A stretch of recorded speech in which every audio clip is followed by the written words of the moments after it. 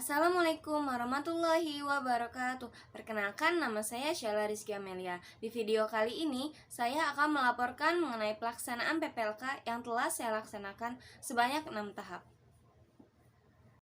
Tahap yang pertama yaitu orientasi sekolah. Lokasi PPLK di sekolah terdekat dengan rumah yaitu di SMP Negeri 1 Ciruas yang beralamatkan di Jalan Raya Serang Jakarta, kilometer 7, Kecamatan Ciruas, Kabupaten Serang, Provinsi Banten. Bahasan mengenai SMP Negeri 1 Ciruas di video orientasi yang pertama yaitu sejarah dan tahun berdiri, alamat, luas tanah dan bangunan, visi dan misi, struktur organisasi, jumlah guru dan tenaga kependidikan, jumlah rombel kelas, lembar observasi, fasilitas-fasilitas, sistem belajar sebelum dan saat pandemi, program sekolah, OSIS dan ekstrakurikuler, dan wawancara kepada Wakasek dan guru matematika mengenai bagaimana proses pembelajaran di masa pandemi dan bagaimana cara mengatasi kendala selama pembelajaran di masa pandemi. Nah, untuk video orientasi ini berdurasi sekitar 5-7 menit.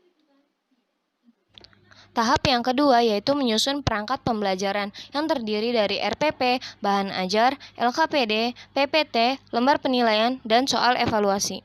Yang pertama yaitu RPP. Di RPP 1 lembar terdapat tujuan pembelajaran, langkah-langkah pembelajaran, dan penilaian. Di RPP yang saya buat mengenai materi sifat-sifat persamaan garis lurus kelas 8 menggunakan KD 3.4 dan 4.4, alokasi waktu 2 kali 40 menit, pendekatannya yaitu scientific learning, model pembelajarannya yaitu discovery learning, metodenya yaitu diskusi, tanya jawab, dan penugasan secara daring, media yang digunakan yaitu WhatsApp, Google Meet, PPT, dan video pembelajaran, sumber belajar yaitu bahan ajar dan LKPD, serta alat dan bahan yang digunakan yaitu HP atau laptop dan buku tulis. Untuk bahan ajar dibuat berdasarkan buku panduan guru dan siswa matematika SMP kelas 8, kurikulum 2013 edisi revisi 2017. Nah, di dalam bahan ajar tersebut terdapat petunjuk penggunaan, kompetensi yang harus dicapai seperti KI, KD, dan IPK, selanjutnya ada peta konsep, ada persepsi, ada materi yang akan dipelajari di pertemuan kali ini yaitu sifat-sifat persamaan garis lurus, ada kegiatan ayo kita amati. Nah, di situ juga ada macam-macam dari sifat-sifat persamaan garis lurus, seperti saling sejajar, saling berimpit, saling berpotongan, dan saling tegak lurus. Di situ ada kegiatan 1 yaitu menentukan sifat persamaan garis saling sejajar, kegiatan 2 menentukan sifat persamaan garis saling berimpit, kegiatan 3 menentukan sifat persamaan garis saling berpotongan, dan kegiatan 4 yaitu menentukan sifat persamaan garis saling tegak lurus. Selanjutnya ada kegiatan ayo coba yaitu melengkapi titik-titik. Selanjutnya juga ada soal evaluasi sebagai latihan soal. Di situ ada 3 soal esai. Selanjutnya ada rangkuman, daftar pustaka, kunci jawaban soal evaluasi sebagai latihan soal, dan juga ada penjelasan istilah penting. Untuk lembar kerja peserta didik dikerjakan secara individu. Di dalam LKPD tersebut terdapat judul yaitu submateri yang akan dipelajari mengenai menentukan sifat-sifat persamaan garis lurus. Kemudian ada identitas yaitu nama dan kelas. Kemudian ada juga kompetensi dasar dan indikator pencapaian kompetensi. Ada juga petunjuk penggunaan LKPD.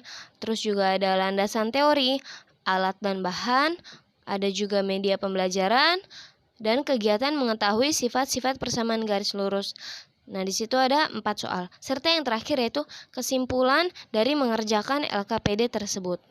Untuk PPT sifat-sifat persamaan garis lurus. Nah, di situ ada KD, IPK, dan tujuan pembelajaran, ada apersepsi, ada pengertian-pengertian, ada tabel sifat persamaan garis lurus, ada sifat-sifat persamaan garis lurusnya yaitu ada saling sejajar, saling berimpit, saling berpotongan, dan saling tegak lurus. Nah, dari masing-masing sifat persamaan garis lurus tersebut, di situ dibahas ada pengertian, contoh kehidupan sehari-hari, dan ciri dari sifat persamaan garis lurus tersebut. Selanjutnya ada 4 kegiatan, yaitu menentukan sifat persamaan garis saling sejajar, saling berimpit, saling berpotongan, dan saling tegak lurus. Untuk penilaiannya terdapat 3 macam, yaitu penilaian sikap, penilaian pengetahuan, dan penilaian keterampilan. Untuk penilaian sikap, aspek-aspeknya yaitu spiritual, kreatif, rasa ingin tahu, percaya diri, dan tanggung jawab. Nah, di situ juga sudah ada rubriknya. Selanjutnya untuk penilaian pengetahuan, di situ ada penugasan dan tes tertulis berupa tugas pada LKPD dan tes online. Tes online-nya itu soal evaluasi. Nah, di situ ada IPK dan juga rubrik dari penilaian LKPD maupun soal evaluasi. Dan selanjutnya yang terakhir itu ada lembar penilaian keterampilan berupa penilaian portofolio. Nah, di situ sudah ada indikator pencapaian kompetensinya, yaitu menyelesaikan permasalahan sehari-hari yang berkaitan dengan persamaan garis lurus. Untuk soal evaluasinya terdapat 3 soal esai yang dikerjakan melalui Google Form. Tahap yang ketiga yaitu pembuatan video pembelajaran. Nah, di tahap pembuatan video pembelajaran ini, teknik yang saya gunakan yaitu menggunakan green screen. Untuk editingnya menggunakan KineMaster. Nah, aspek yang ada di dalam video pembelajaran yaitu yang pertama salam pembuka dan perkenalan, yang kedua mengingatkan materi di pertemuan sebelumnya, menyampaikan materi pertemuan kali ini, yang keempat ada KI, KD, dan tujuan pembelajaran, yang kelima ada apersepsi, yang keenam yaitu ada membahas materi sifat-sifat persamaan garis lurus seperti pengertian, penerapan di kehidupan sehari-hari, macam-macam dari sifat persamaan garis lurus, dan kegiatan-kegiatan seperti contoh soal, dan yang terakhir ada penutup. Nah, untuk video pembelajaran ini berdurasi sekitar 7-10 menit. Kegiatan yang selanjutnya yaitu mengupload video pembelajaran ke YouTube. Assalamualaikum warahmatullahi wabarakatuh. Perkenalkan, nama kakak Sheila Rizky Amelia. Nah, di pertemuan sebelumnya kita kan udah bahas grafik persamaan garis lurus dan gradien atau kemiringan suatu garis lurus. Nah, di pertemuan kali ini kita akan bahas yaitu sifat-sifat persamaan garis lurus. Yuk, simak videonya. Tahap yang keempat yaitu peer teaching pembelajaran daring. Kegiatan ini dilakukan dalam kelompok kecil, jadi dibagi dalam 3 kelompok dan saya masuk ke kelompok B yaitu bersama dosen pembimbing pembelajaran. Selanjutnya, di dalam kegiatan peer teaching tersebut saya sudah memaparkan perangkat yang sudah saya buat seperti bahan ajar, PPT, dan video pembelajaran saat peer teaching berlangsung.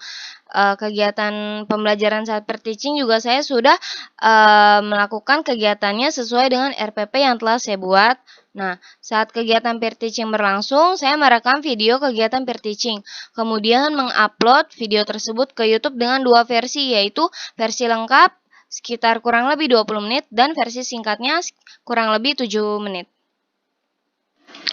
Tahap yang kelima yaitu praktik pembelajaran. Di sini saya menggunakan alternatif 2 yaitu menentukan 3 orang siswa terdekat dengan rumah kelas 8. Selanjutnya melaksanakan praktik pembelajaran pada tanggal 4 November 2020, melakukan kegiatan pembelajaran sesuai dengan RPP yang telah dibuat yaitu kegiatan awal di WhatsApp Group untuk memberikan bahan ajar, PPT, video pembelajaran, LKPD, dan link Jimit. Selanjutnya pada Jimit dilakukan kegiatan pembelajaran yang mencakup kegiatan pendahuluan, kegiatan inti, dan kegiatan penutup. Setelah Jimit selesai dilakukan, siswa mengerjakan soal evaluasi via Gform. Link diberikan via WhatsApp. Setelah selesai, guru menutup pertemuan dan menyampaikan materi untuk pertemuan selanjutnya. Nah, di tahap 5 ini, saat kegiatan praktek pembelajaran berlangsung, saya merekamnya kemudian mengupload ke YouTube dengan 2 versi, yaitu versi lengkapnya yaitu 30 menit dan versi singkatnya yaitu 10 menit.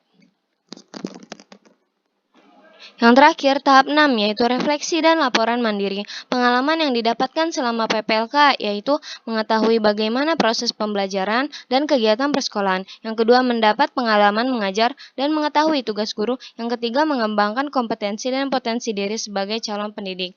Hal yang perlu ditingkatkan setelah kegiatan PPLK yaitu meningkatkan pengetahuan dan kemampuan di bidang teknologi dan informasi serta meningkatkan keterampilan, kreativitas, dan inovatif dalam kegiatan pembelajaran. Yang harus dilakukan agar menjadi guru profesional: yang pertama, menguasai materi pelajaran agar menjadi sumber belajar yang baik. Yang kedua, menjadi fasilitator yang baik. Yang ketiga, memanfaatkan teknologi informasi dalam menunjang proses pembelajaran yang kreatif dan inovatif. Yang keempat, memiliki kemampuan berkomunikasi yang baik. Yang kelima, menjadi motivator yang baik. Dan yang keenam yaitu menjadi evaluator yang baik, tidak hanya terhadap hasil akhir pembelajaran, tetapi juga pada proses serta kemampuan siswa dalam suatu pembelajaran. Terima kasih, kurang lebihnya mohon maaf. Wassalamualaikum warahmatullahi wabarakatuh.